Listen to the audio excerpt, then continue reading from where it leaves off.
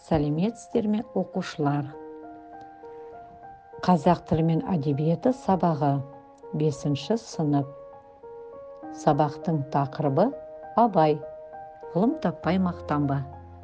Сабақтың мақсаты фольклорлық және шағын көлемді көркем әдеби шығармаларды түсіну, тақырыбын анықтау.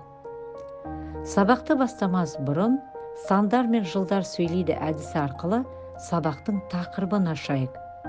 Осы сандар не айтады? Дұрыс, бұл Абайға қатысты сандар. Өзіңді тексеріп көр. Жаңа сөздермен танысайық. Мақтанба, қашық бол, асық бол, өсек, өтірік, еріншек, бес дұшпан, талап, терең ой, қанағат, рақым, асыл іс. Абайдың көп өлеңдері мәдениет пен білімге арналған.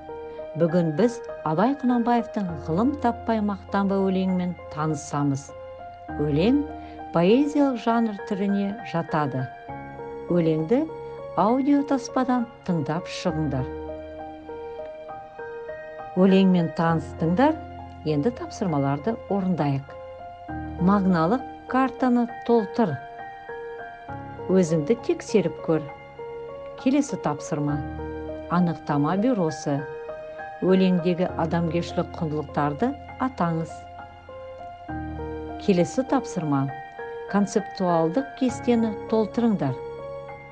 Дұрыс жауабын тексеріп көр.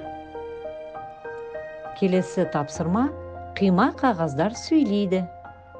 Берілген қима қағаздардағы сөздерді бір-бірімен байластырсаң, әдемі қанатты ой шығады. Дұрыс жауабы. Сабақты бекіту.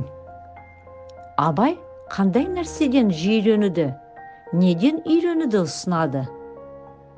Абайдың 5 асыл із деп отырғаны нелер? Өлеңдегі құмарлану, шаттану, рақым деген сөздердің синонимдерін тауып жазыңдар. Үйге тапсырма.